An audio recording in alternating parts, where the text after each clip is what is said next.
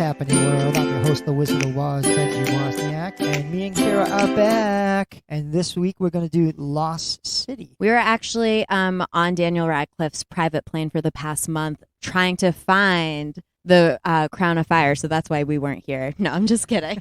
But yes, we are going to talk about the Lost City today. It is a action comedy starring Sandra Bullock and Channing Tatum. Now, Ben, tell me about your history with this movie. I know it's a newer movie, so it can't be as rich as our past ones. Okay, so numerous times I passed this movie on Paramount Plus. I was like, I'm not watching this. It's probably going to be stupid as hell. And then finally one day I caved and I was like, all right, let's watch this. And I thought it was hysterical. I really liked it. It reminded me of Romancing the Stone from the 80s, and it was really well done. Okay, so I am in the opposite camp of you. I saw this trailer and I saw it opening weekend in the theater. But I agree. I definitely got a lot of Romancing the Stone vibes, and I thought it was a great action comedy on par with Tropic Thunder, which to me is one of the best action comedies because you have these really intense, fun sequences that are well choreographed, but then every line is so funny. I mean, Channing Tatum had me rolling. Yeah. One of my favorite parts is the motorcycles. Oh my God. Wait, we didn't kill him, right? No, they definitely would have died on their own. Okay, so we'll do a quick overview of the movie for those who haven't seen it. So it is about Sandra Bullock, who is a romance writer, and she writes these Dash and Love More adventures. And she's gone through a personal tragedy, so she's coming out of retirement to what she claims is her last book. Yeah. And while she's promoting this book with her male cover model, Channing Tatum, who she does not like, she thinks he's dumb. She gets kidnapped by Daniel Radcliffe because in her book, she actually uncovered this real treasure that everyone thought was lost. And then, of course, chaos ensues. Yeah, the Crown of Fire. Yes. And it's supposed to be like jewels. So Daniel Radcliffe believes that it's a crown of jewels. And he spends tons of money to find this lost city of D. And in this adventure, he finds out that, it's real. And like he goes after Sandra Bullock because she has the key. Her late husband was an archaeologist, and she was very smart and knows how to decode hieroglyphics or the language of this city. So I thought it was really interesting, first of all, to see Daniel Radcliffe in this movie because I love him taking on these really kind of unhinged roles. So different from Harry Potter. Yeah, I don't know the name of the movie, but there's a movie on Netflix where he's a corpse. Oh my God, Swiss Army Man? Yeah. Okay, so Swiss Army Man is actually a great movie. We could cover that. For those who haven't seen it or all those A24 heads out there, you are aware of Swiss Army Man. It is Daniel Radcliffe and Paul Dano. A great film. Two great guys. Very weird, but stylistic and fun. Yeah, but I think it complements Daniel Radcliffe's acting ability that he can do these things. Because a lot of people, they get stereotyped in certain roles and then they can't get out of it. Absolutely. And I feel like Channing Tatum has kind of been stereotyped into these like hot man, like himbo roles. But in this one, I think he really excels in it. I think he's hysterical. Oh, he makes the movie so funny. Some of the stuff he says is just great, especially like, again, you got to see the part with the motorcycles because that was just great. Oh my God. I love to right before the motorcycle scene, him and Sandra Bullock are talking and he's like, don't mansplain feminism to me. To me, that's like one of the funniest lines. Or when he's trying to shove her into the car and he's like, Kegel it. She's like, I don't think you know what that means. Or the leeches. Oh my God. Like, when he's like, it's sucking the soul from me. It's sucking my soul. So Channing Tatum really has improved on his comedy. I would say if you thought he was funny in 21 Jump Street and 22 Jump Street, you would think he's funny in this because it is funny. I love Sandra Bullock, though. I think she is the star and shines so well in this movie. She is funny. She is heartwarming. And I mean, I loved her character. What did you think? I thought it was great. She played it really well. I love the part with the jumpsuit. She's like, what is this? What? And I thought that was and I thought it was so timely too, how we see authors who want to stay true to themselves or artists who want to stay true to themselves, and they have these teams behind them that push them into things that will make them more popular, bring in more money. She's like, no, you got to wear the sequins. It's going to bring in this younger crowd. We have this girl tweeting out insane things that Sandra Bullock would never say, and it's like hashtag Shawn Mendes. I swear to God, Sandra Bullock's character in this movie doesn't even know who Shawn Mendes is. Yeah, that was pretty funny. But like, I think that's so funny, and I think it's so true of like the time that we're in now, where we have to be so invested in social media to do well as a celebrity. I mean, it's part of like this whole idea that as we're going now to be part of to be a successful celebrity now, you have to be relatable in some way. People have to feel like they have access to your life. We see this through TikTok, Instagram, Twitter, and I don't know. I think it's really interesting to have that kind of idea in this movie, even though it was very brief, through a jumpsuit. Yeah. And then we see her going back to her true roots, and I loved the message of not shutting yourself out to life. Yeah, and that happens a lot when people deal with personal tragedies. They kind of close themselves in because they don't want to be hurt. Oh, absolutely. So they shut themselves in. And that's what Sandra Bullock did. Like when her producer is talking to her on the phone, and she's like, "And don't lay in a tub drinking Chardonnay with ice," and she spits the ice out. Yeah. Like, she feels self-conscious. It was pretty funny. I liked it a lot. I liked it a lot, and it was funny. But I love that message, and I think it's such a good message to have, because I think when we deal with heartbreak or we deal with something that's we don't want to deal with, we tend to shut the world out. And the overall message of this movie really reminded me of one of my favorite quote from a movie, a problematic movie, and Call Me by Your Name. If you've seen it, you know. But when Elio's dad is talking to him and he's like, this pain that you're feeling this, but to shut yourself out, to feel nothing instead of feeling everything, that's not what life's about. And I think about that quote often. And when I was watching this movie, I was thinking about that, because she did shut herself out to feel nothing. She shut herself out from her manager, who traveled through craziness on a jet plane to get with a goat to save her. And then like from Dash, and like she shut him out because she was like, oh, you're dumb. Like, you don't understand. But he really wanted to understand, and he wanted to learn. Like, some people just, I thought it was a great message, because it shows that no matter how smart we think we are, we can still learn. Well, I thought it was good too, because like she figured that he was just nothing but a male cover model. Right. And that he would not know things, and that like she actually tries to break him down, and like she's like, I know all about you, and she says all this stuff, and then she finds out she's dead ass wrong, and he's really actually kind of smart. Yeah, he's smart, he's kind, he helps his family, he's self-conscious even though he's a model. Like, and I think it was real. Like, I love that scene where they do find this, like when they're out by the fire, and they're kind of having this like explosion, and then she's like nice to him and shows him this kindness, and then I thought it was really cool. I don't know. I loved it. Really well done. Really good writing. Very dynamic. Yeah, and Sandra Bullock's character was actually attracted to Dash. Like, oh yeah, I mean, it's Channing Tatum. How could you not be? Yeah, but like this one part with the leeches. Oh yeah, it was like, is it on my thing? And he turns around and she's staring at his thing, and she's like, you thought you knew, but you didn't know. Until you see it. Funny. And I was like, oh, so we're just saying that he's got a big dick. He's like, what are you talking about? She's like, nothing, just blow. Just like, it's fine. But like, I thought it was really interesting too, because their relationship is so rich and complex that it shows that like even the parts that are, I mean, Dash says it. He goes, "You're gonna be a human mummy," and she's like, "All mummies are human." Yeah.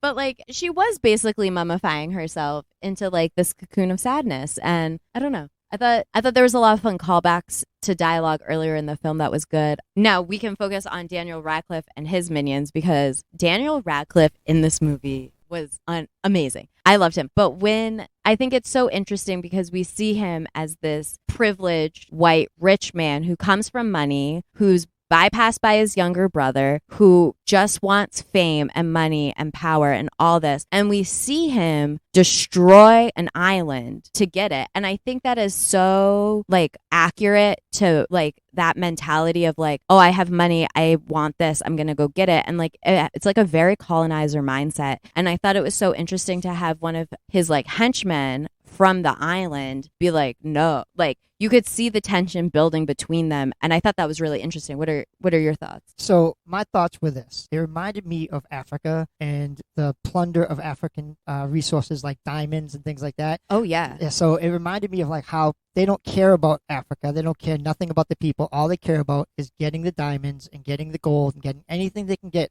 from Africa, and not even reward the African people for what they get. I mean, they just take it and then they use the Africans as basically like slave labor. Absolutely. And I think Daniel Radcliffe really embodied that in this film. And I thought it was so interesting because you see his henchmen from the island, and while they're talking, he's like, you take from the island's going to take from you. And at the end, we see that Daniel Radcliffe has lost everything. So I thought that was kind of like a small victory, but it doesn't stop the fact that this happens all the time. Oh, yeah, 100%. I think one of the main points of this movie was, what you seek might not be what you find. Exactly. I mean, like in life, you might everybody wants to seek fame and fortune and everything, but in the end, you really didn't achieve anything. Look at how many like movie stars and actors and they've achieved everything they wanted, and then they find out like it was nothing that they really truly wanted. And, their lives have meant nothing. Exactly. I mean, and I think it's kind of this like consumer, like capitalist, like mentality that really came about in America, that we have to it's like we can never just be satisfied with what we have. We're always on to the next thing. It's like, okay, so what's next for you?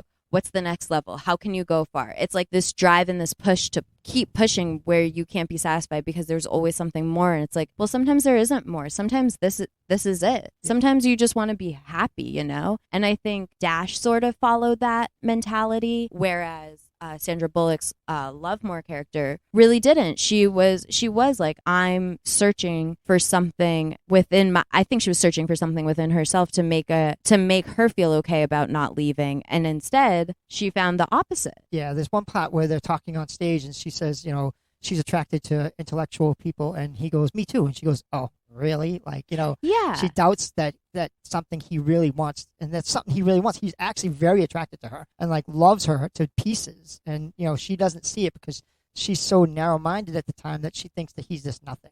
Exactly. And he constantly wants to learn from her. He's like, I want to hear what you have to say. I want to do this. How would you narrate this scene? Like, how does your mind work? Because I want to know that. So I feel like they are the same on that level, but she shut that part of him out because he's not outwardly smart. I mean, I know some people that are crazy intelligent, but they say dumb things. Like, I mean, that's normal. Yeah, I do it all the time. Talking to two of the dumbest, smartest people in the room.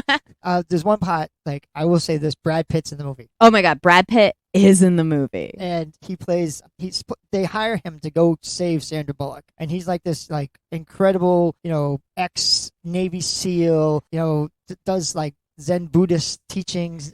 He'd be like who Dash is in the book. Yes, he is Dash. And the funny part is he actually does save Sandra Bullock. Dash goes with them, and it's a comical like situation because like he's so clumsy and idiotic, and every time Brad Pitt knocks someone out, like he'd spin around and then he'd hit him. And he's like, you have to hit him after he's already knocked out. He's like, just following up, He's like, I'm just wondering, like, I gotta hit it. And I thought that was so funny because it just shows that, like, Channing Tatum so much in his life, I mean, in this movie, his role, Dash, he wanted so much to be that character. He was like, I can do this. I can be like this, like, crazy athletic military, like, one-man rescue team. And I think to see the difference between them, especially when Channing Tatum's getting off the plane, and you see him, he's got like his rolly bag, he's got his neck pillow, he's got his headphones, he's got like his mouth guard. And then it pans to Brad Pitt, who has nothing. He has a backpack and a coconut. And it's like Brad Pitt's what you'd expect, but Channing Tatum's what you expect from a guy out of LA who wants to be Brad Pitt. I don't know. It was so funny. Yeah, it was pretty funny. The fact that, like, I'm going to spoil something here. So they save him, and then she's like, oh my God, how are you so handsome? He's like, my father was a weatherman. And it's like, that is the answer. Like, what? And it's just so funny because you're like, what the hell is that going to do anything? But then, like, all of a sudden, a bullet hits him in the head, Dead. Yeah. So, like, then, like, Tatum's like, oh, I got brains in my mouth. I could taste them. I could taste it. And it's so funny. Like, I mean, it's sad that, your Brad Pitt's character died, but the aftermath is just freaking hysterical. Yeah. I gotta admit, that was like a part I wasn't expecting. No, because it comes after this very intense, very action-packed sequence. We get Sandra Bullock to safety. We're calming down. They're having this like very beautiful moment, and then he just shot. Boom. Boom. Brains everywhere. Dead. And it's startling, but it's so funny because it's like, oh, this movie's going to be violent. Yeah. Oh, this is actually an action comedy. This isn't the romance that we thought it would be. Like, and I thought after that point, the movie just kicked into high gear and it was hysterical. Yeah, there's so much stuff in this movie. So the whole part with Brad Pitt, you have to watch the end credits. I'm not going to spoil anything. We're going to leave that part to you guys to watch the end credits because there's more to that story. There is. But, so did you see some of the theories that came out about it? No. Okay, so I'll spoil it for you guys because I'm going to talk about these theories. Spoiler alert. So Brad Pitt does arrive again at the end of the film in a post-credit scene with Channing Tatum and Sandra Bullock. So the theory is, because we obviously see him die, is that in the final, when the volcano finally erupts and they're trying to swim out, they actually don't swim out and they die. Oh. And then they're in heaven or in an afterlife, in a passing that is not on this realm, because they see Brad Pitt at the end credit scene and he's like, oh, I unlocked 90% of my brain or whatever. And then we hear Sandra Bullock gets handed a drink from one of the other characters in the movie and she goes, oh my goodness, how did you know? Are you an angel? And he's like, how did you know? Plays it off. But his character is almost very angel-like. Yeah. He saves her manager. Yeah. He gets them to safety constantly. He tackles Daniel Radcliffe at the end from getting away. So I thought it was a really interesting piece. I mean, I don't think it would work because then her manager would also have to be dead, which we know isn't true. But it's a fun theory to think about. Yeah, that would be kind of interesting. I know Sandra Bullock did say, I mean, she doesn't usually do like sequels, but she said she would be interested in doing a sequel to this. Oh, I would watch a sequel to this. Oh, yeah, me too. I just want to know where it goes. I mean, I love the characters. I thought all the characters were great. Even the manager, I thought she was hysterical. Oh my God. She killed me when she was like, I want to have my shoulders and my feet rubbed at the same time. I was like, I get being tired, girl. Like, yes. She was so funny. And I thought that I loved their friendship and I love how she would do anything for her. Like, yes, they worked together, but she did genuinely care about her. I mean, she jumped on a boat, a plane. She got in the weird plane with Oscar from The Office. Yeah, and you know the funny thing is, like Sandra Bullock says at one point, she goes, "Well, she won't care because she can just get some young writer to take my place," but she does care. She does care, and she likes Sandra Bullock, and she does go on. She risked her own life to go and try and get Sandra Bullock. Exactly, and I think that just hammers in more of the message of the movie is that connection matters, and like people matter, and if you foster these relationships with people around you, then it's going to matter. It's going to be fun. Like, and Sandra Bullock's character thought that her husband was the only person that cared about her. And once he died, that she had no one and she was alone. But she wasn't. She was surrounded by people. Dash actually says that when they're walking through the back area of the convention hall. He's like, why are you locking yourself away, from people that care about you? And like, he like kind of emphasizes that. And then they have the whole part about the mummy. And then I thought it was funny that, the guy cooking goes, yeah, she's right, mummy are people. Mummies are human. It was so stupid. It was so stupid. But then I like at the end of that scene, we get back to it, and Dash is talking to him, and he's just like unloading on him, and the guy's just like, all right, dude, you're going through a lot, but like, I need to get to these tomatoes. Like, I have a job to do. Yeah, it was pretty good. And I like the fact that, the treasure that they were seeking, they thought it was this jeweled crown that the prince gave to the princess, but it wasn't. It was just like he took these red seashells out of the sea every day of their relationship and weaved them into like a crown. So it wasn't like a jeweled crown. It was just a crown of seashells, but it meant so much to the princess and like their love that I thought that was kind of cool. I thought that was cool. And again, it hammers in the point of connection over money, like friendship over capitalism, like love over diamonds. Like she had all these suitors, and the only way that he could prove his love to her is by bringing her these one seashell every day to weave into this crown. And that's why she fell in love with him. It was that dedication. It was that love. It was that constant commitment, which we see reverberated through every other relationship in this movie. And I think it really makes the message so powerful. Yeah, and especially when they find the tomb, and they said, well, this is kind of a weird place to,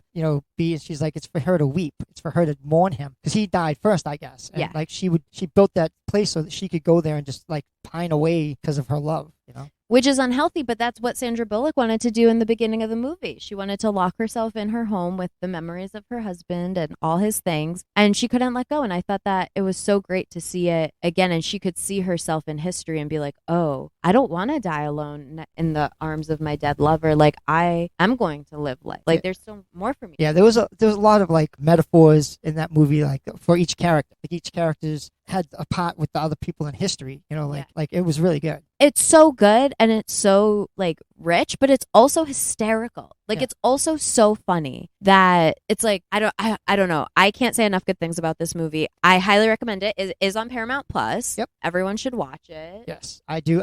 Listen, like I said, I passed it by numerous times thinking there would be something better, and then finally I broke down and watched it, and I'm very glad I did. It was a great movie, a lot of laughs, a lot of fun, enjoyable all the way through. I don't think there was one part when I was like, okay, I got to go get a drink, or I had to sit and watch to find out what was happening. Oh, absolutely. The storytelling was precise. The camera work was good. Acting, obviously amazing. It was so fun. And it's just like a summer movie that you want to watch. You know, I feel like sometimes we get so bogged into like franchise films and like what's the next biggest thing gonna be, and like I feel like now I like this movie because it feels like we're getting back into this era of film that I love the most. It's like right in the early 2000s where like a lot of like not like mid movies were coming out, but a lot of movies were coming out. They had a lot of star power, but they were just like average movies. They were just like fun, chill movies. No one was trying to like do crazy things with them, and I feel like we're getting back to that, which is good. I mean, I like the superhero genre, but it's kind of getting played out. The superheroes on everything now. Every channel has something to do with superheroes. It reminds me of like the vampire days. Yeah, exactly. Like superheroes are the new vampires, which is fine. It's gonna fade out, but I love movies like this that just get back to like the fun. And I feel like this movie is ushering in all these new fun movies to come, because like you can get so caught up in like franchise films or like horror films or like just like, I mean, it's one of the biggest industries because there's so much that's coming out of it. But I think this is refreshing. I mean, obviously there are some other movies that are refreshing, like RRR, superhero film. Super refreshing though. It's 3 hours long. Just know that it is 3 hours long. But it's great. It's super fun. Yeah, there's like a bunch of shows too. Like I like The Boys. Oh, I love The Boys. The Boys is great. I like Invincible. I like The Umbrella Academy. So there are a bunch of good shows out there dealing with superheroes. And the new Miss Marvel is great on Disney. Oh, I haven't watched that one yet. It's actually very good. Didn't think it was going to be, but it deals with she's Indian, and it deals with Indian culture, and it's actually really educational. That's awesome. I'll have to watch that. And I think movie shows and movies like everything that you just listed are good because they're offshoots of this main like genre that is like so predominantly like cis and white and straight, and it's like we need to add some life into it because that is not the world we live in, and I am sick of it and tired of it. Yeah, like everything's not gumdrops and roses right now in the world. So they're like, oh, superheroes, yeah. But I like the fact that they show that just because you're named a superhero doesn't make you a superhero. Exactly, and I think tying back to The Lost City, this movie, you're more than the cover of yourself. Yeah, because Daniel Radcliffe's person seems like he wants to do the right thing, but underneath he really doesn't. He doesn't. He just wants money and fame, and he feels slighted by his younger brother. It's like, obviously, dude, you were unstable and couldn't handle it. Like, it shows like with that, because when he takes Sandra Bullock, at first he's like, oh, I told you guys not to make it weird. You made it weird. And like, it seems like he's really not that bad of a person. But then like the underline comes in and you're like, oh yeah, he's bad. It's like he's bad. He like has her chained up. He's like, no, do it better. Do it this. And she's like, no, I am an author. I'm not a historian. I'm not an explorer. I can translate some of this for you. And he's like, that's not good enough. And it's like, okay, well, you can't. Yeah. He was crazy, but he was really good. Yeah, all the characters were great. I'm glad to be back. Sorry we had this hiatus, but things happen in life. I mean, but we are back, and we are on the People's Choice Awards. Oh my God, vote for us. That's right. We're under the People's Choice Award, and we're also under film. Yes, because we love watching movies, and someone nominated us, so we know that you guys like to hear us talk about movies and watch movies. So give us some votes. Maybe we can get this bigger, grow the Woz family. We're just trying to have fun, Yep, and we are going to be growing the Woz family. Me and Ben will be doing a podcast called First and Fanatic. That'll be released soon. So there's good things coming. Good things coming. For those who don't care about sports, just stick on What's Happening, because I will never watch a sporting game and I will only watch movies. Honesty's the best policy. Honesty is the best policy. Well, I will be watching football and I will be watching baseball and I'll be rooting for any Boston team out there. And I don't care who you are. I love all Boston teams. So go whoever you are. Go Boston. Go. Well, actually, I heard the Red Sox were winning. Someone was talking about that. Yeah, that ship sailed. They're not no more. Oh, But, well, life happens fast. right?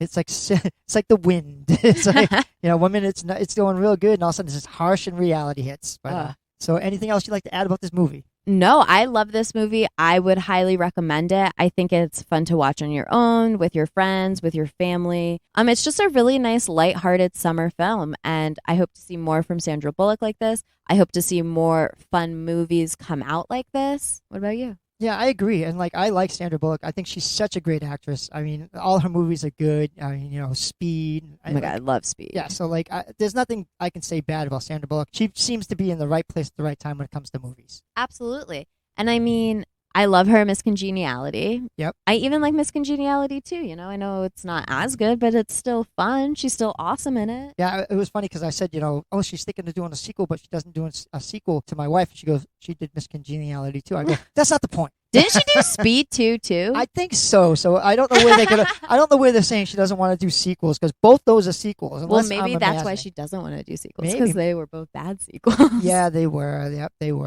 I agree with that. Sometimes there is a downfall to sequels. Not some things can just be a standalone. Nothing has to be followed up. I agree. A lot of the movies that they've made sequels of, I'm like, why did you do that? It's just ridiculous. I'm trying to think of one time I've liked a sequel. Empire Strikes Back. I've never seen Star Wars. Sacrilege. Dying over here. There has to be another one. The Hobbit. Oh, yeah, The Hobbit. The Hobbit. What else is good sequels? Oh, yeah. Actually, okay, you're right. Not a sequel, but Return of the King is great. That's a trilogy. Yeah, that's a trilogy. I mean, but there's got to be some good sequels out there, There's right? got to be some good sequels. Sonic 2. That was incredible. That was an incredible movie. We're gonna do a show on that one too because I absolutely love Sonic 2. The Sonic movies are some of my favorite movies. Oh, you know what? I just thought of it. Paddington 2. That one's great too. Yeah. I was going to say, what's that one about the Ted? But it actually sucked. So, so we're not going to go there. No, but we are definitely going to do a Sonic movie. Maybe we'll do Sonic 1 and 2 because they're both on Paramount Plus. Yep. And they're both amazing. Watch them. I think that'd be fun. Thank you, Val, for listening to us. And again, People's Choice Awards, vote for us. Just being a little biased. Other people are out there that do good, but we do better. We do better. Plus, we're fun. We're fun. So tune in next week to What's Happening.